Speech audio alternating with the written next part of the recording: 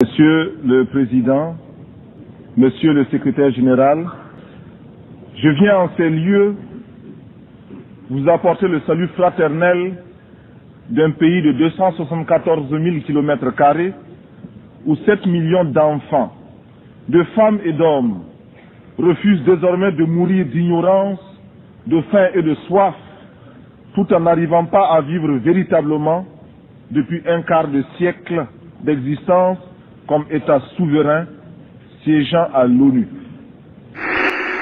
Un monde où l'humanité est transformée en cirque, déchiré par les luttes entre les grands et les semi-grands, battu par les bandes armées, soumises aux violences et aux pillages.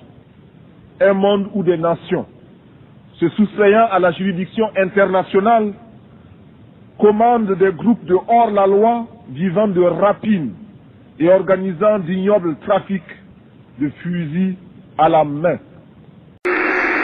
Je n'ai pas ici la prétention d'énoncer des dogmes. Je ne suis ni un messie, ni un prophète. Je ne détiens aucune vérité. Ma seule ambition est une double aspiration. Premièrement, pouvoir en un langage simple, celui de l'évidence et de la clarté, parler au nom de mon peuple, le peuple du Burkina Faso. Deuxièmement, parvenir à exprimer aussi, à ma manière, la parole du grand peuple des déshérités, ceux qui appartiennent à ce monde qu'on a malicieusement baptisé tiers-monde. Et dire, même si je n'arrive pas à le faire comprendre, les raisons que nous avons de nous révolter. Nous avons jusqu'ici tendu l'autre jour. Les gifles ont été redoublés. Mais le cœur du méchant ne s'est pas attendri. Ils ont piétiné la vérité du juste. Du Christ, ils ont trahi la parole. Ils ont transformé sa croix en massue. Et après qu'il se soit revêtu de sa tunique, ils ont lacéré nos corps et nos âmes. Ils ont obscurci son message. Ils l'ont occidentalisé. Cependant que nous le recevions comme libération universelle. Alors, nos yeux se sont ouverts à la lutte des classes. Il n'y aura plus de gifles. La crainte qui m'habite, c'est de voir les résultats de tant d'énergie confisquée par les prospéros de tout genre pour en faire la baguette destinée à nous renvoyer à un monde d'esclavage maquillé au goût de notre temps. Cette crainte se justifie, d'autant plus que la petite bourgeoisie africaine diplômée, sinon celle du tiers-monde, soit par paresse intellectuelle, soit plus simplement parce que, ayant goûté au mode de vie occidental, n'est pas prête à renoncer à ses privilèges. De ce fait, elle l'oublie que toute vraie lutte politique postule un débat théorique rigoureux et elle refuse l'effort de réflexion pour inventer des concepts nouveaux à la hauteur du combat meurtrier qui nous attend. Consommatrice passive et lamentable, elle se regorge de vocables fétichisés par l'Occident, comme elle le fait de son whisky et de son champagne. Dans ces salons à l'harmonie douteuse, on recherchera en vain, depuis les concepts de négritude et d'African personality, marqués maintenant par les temps, des idées vraiment neuves, issues des cerveaux de nos grands, entre guillemets, intellectuels. Le vocabulaire des idées nous viennent d'ailleurs. Nos professeurs, nos ingénieurs et nos économistes se contentent d'y adjoindre des colorants parce que des universités européennes dont ils sont les produits, ils n'ont ramené souvent que leur diplôme et le velours des adjectifs ou des superlatifs. Il est nécessaire, il est urgent que nos cadres et nos travailleurs de la plume apprennent qu'il n'y a pas d'écriture innocente. En ces temps de tempête, nous ne pouvons laisser à nos seuls ennemis d'hier et d'aujourd'hui le monopole de la pensée et de l'imagination et de la créativité. Il faut, avant qu'il ne soit trop tard, car il est déjà tard, que ces élites, ces hommes de l'Afrique du tiers-monde reviennent à eux-mêmes. C'est-à-dire à leur société, à la misère dont nous avons hérité pour comprendre non seulement la bataille pour une pensée au service des masses déshéritées n'est pas vaine, mais qu'ils ne peuvent devenir crédibles sur le plan international qu'en inventant réellement, c'est-à-dire en donnant de leur peuple une image fidèle, susceptible de nous arracher à la domination et à l'exploitation étrangère qui livre nos États à la seule perspective de la faillite. C'est ce que nous avons perçu. Nous, peuple du Burkina, au cours de cette nuit du 4 août 1983, au premier scintillement des étoiles dans le ciel de notre patrie, il nous fallait prendre la tête des jacqueries qui s'annonçaient dans les campagnes affolées par l'avancée du désert, épuisées par la faim et la soif, et délaissées. Il nous fallait donner un sens aux révoltes grondantes des masses urbaines désœuvrées, frustrées et fatiguées de voir circuler les limousines des élites aliénées qui se succédaient à la tête de l'État et qui ne leur offraient rien d'autre que des fausses solutions pensées et conçues par les cerveaux des autres. Il nous fallait donner une âme idéologique au juste litre de nos masses populaires mobilisées contre l'impérialisme monstrueux. À la révolte passagère, simple feu de paille devait se substituer pour toujours la révolution, lutte éternelle contre toute domination. D'autres avant moi ont dit, d'autres après moi diront à quel point s'est élargi le fossé entre les peuples nantis et ceux qui n'aspirent qu'à manger à leur faim. Boire à leur soif, survivre et conserver leur dignité. Nul n'imaginera à quel point le grain du pauvre a nourri chez nous la vache du riche. Certes, nous encourageons l'aide qui nous aide à nous passer de l'aide. Mais en général, la politique d'assistance et d'aide n'a abouti qu'à nous désorganiser, à nous asservir et à nous déresponsabiliser. Nous jurons, nous proclamons que désormais au Burkina Faso, plus rien ne se fera sans la participation des Burkinabés. Rien qui n'ait été au préalable décidé par nous, élaboré par nous. Il n'y aura plus d'attentat à notre pudeur et à notre dignité. Fort de cette certitude, nous voudrions que notre parole s'élargisse à tous ceux qui souffrent dans leur chair, tous ceux qui sont bafoués dans leur dignité par une minorité d'hommes ou par un système qui les écrase. Permettez-moi, vous qui m'écoutez, que je le dise, je ne parle pas seulement au nom du Burkina Faso, tant aimé, mais également au nom de tous ceux qui ont mal quelque part. Je parle au nom de ces millions d'êtres qui sont dans les ghettos, parce qu'ils ont la peau noire, ou qu'ils sont de cultures différentes, et qui bénéficient d'un statut à peine supérieur à celui d'un animal. Je souffre au nom des Indiens massacrés, écrasés, humiliés et confinés depuis des siècles dans des réserves, afin qu'ils n'espèrent à aucun droit et que leur culture ne puisse s'enrichir en convolant en noces heureuses au contact d'autres cultures, y compris celle de l'envahisseur. Et nous en appelons à toutes nos sœurs de toutes les races pour qu'elles montent à l'assaut pour la conquête de leurs droits. Militaires, je ne peux pas oublier ce soldat obéissant aux ordres, le doigt sur la détente, et qui sait que la balle qui va partir ne porte que le message de la mort. Enfin, je veux m'indigner en pensant aux Palestiniens qu'une humanité inhumaine, a choisi de substituer à un autre peuple, hier encore martyrisé à loisir. Je pense à ce vaillant peuple palestinien, c'est-à-dire à ces familles atomisées, errant de par le monde à la quête d'un asile.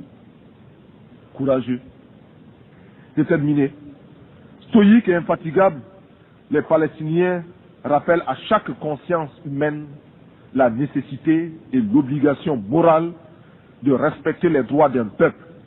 Avec leurs frères juifs, ils sont antisionistes. Je m'élève ici, au nom de tous ceux qui cherchent vainement dans quel forum de ce monde ils pourront faire entendre leur voix et la faire prendre en considération réellement. Sur cette tribune, beaucoup m'ont précédé. D'autres viendront après moi. Mais seuls quelques-uns feront la décision. Nous voulons être les héritiers de toutes les révolutions du monde, de toutes les luttes de libération des peuples du tiers-monde. Nous sommes à l'écoute des grands bouleversements qui ont transformé le monde. Nous tirons des leçons de la révolution américaine, les leçons de sa victoire contre la domination coloniale et les conséquences de cette victoire. Nous faisons nôtre l'affirmation de la doctrine de la non-ingérence des Européens dans les affaires américaines et des Américains dans les affaires européennes. Ce que Monroe clamait en 1823, l'Amérique aux Américains, nous le reprenons en disant l'Afrique aux Africains, le Burkina Faso aux Burkinabés. La Révolution française de 1789, bouleversant les fondements de l'absolutisme, nous a enseigné les droits de l'homme alliés aux droits des peuples à la liberté. La grande révolution d'octobre 1917 a transformé le monde, permis la victoire du prolétariat, ébranlé les assises du capitalisme et rendu possible les rêves de justice de la commune française. Ouvert à tous les vents de la volonté des peuples et de leur révolution, nous instruisons aussi de certains terribles échecs qui ont conduit à de tragiques manquements aux droits de l'homme. Nous ne voulons pour conserver de chaque révolution que le noyau de pureté qui nous interdit de nous inféoder aux réalités des autres, même si, par la pensée, nous nous retrouvons dans une communauté d'intérêts. Monsieur le Président, il n'y a plus de duperie possible. Le nouvel ordre économique mondial pour lequel nous luttons et continuerons de lutter ne peut se réaliser que si nous parvenons à ruiner l'ancien ordre qui nous ignore, si nous imposons la place qui nous revient dans l'organisation politique du monde, si, prenant conscience de notre importance dans le monde, nous aboutissons au droit de regard et de décision sur les mécanismes qui régissent le commerce, l'économie et la monnaie à l'échelle planétaire. Le nouvel ordre économique international s'inscrit tout simplement à côté de tous les autres droits des peuples, droit à l'indépendance, au libre choix des formes et des structures de gouvernement, comme le droit au développement. Et, comme tous les droits des peuples, il s'arrache dans la lutte et par la lutte des peuples. Il ne sera jamais le résultat d'un acte de générosité d'une puissance quelconque. Monsieur le Président, si j'ai accepté de me présenter devant cette illustre assemblée pour prendre la parole, c'est parce que, malgré les critiques qui lui sont adressées par certains grands contributeurs, les Nations Unies demeurent la tribune idéale pour nos revendications, le lieu obligé de la légitimité des pays sans voix. Il est cependant un point, mais dont la gravité exige de chacun de nous une explication franche et décisive. Cette question, vous vous en doutez, ne peut être que celle de l'Afrique du Sud. L'incroyable insolence de ce pays à l'égard de toutes les nations du monde, même vis-à-vis de celles qui soutiennent le terrorisme qu'il érige en système pour liquider physiquement la majorité noire de ce pays, le mépris qu'il adopte à l'égard de toutes nos résolutions constitue l'une des préoccupations les plus oppressantes du monde contemporain. Mais le plus tragique, n'est pas que l'Afrique du Sud se soit elle-même mise au banc de la communauté internationale à cause de l'abjection des lois de l'apartheid, encore moins qu'elle continue de maintenir illégalement la Namibie sous la botte colonialiste et raciste, ou de soumettre impunément ses voisins aux lois du banditisme. Non. Le plus abject, le plus humiliant pour la conscience humaine, c'est qu'elle soit parvenue à banaliser le malheur des millions d'êtres humains qui n'ont pour se défendre que leur poitrine et l'héroïsme de leurs mains nues. Sur la complicité des grandes puissances et de l'engagement actif de certaines d'entre elles à ses côtés, ainsi que de la criminelle collaboration de quelques tristes dirigeants africains, la minorité blanche ne se gêne pas pour ridiculiser les États membres, les États d'âme de tous les peuples qui, partout à travers le monde, trouvent intolérable la sauvagerie des méthodes en usage dans ce pays.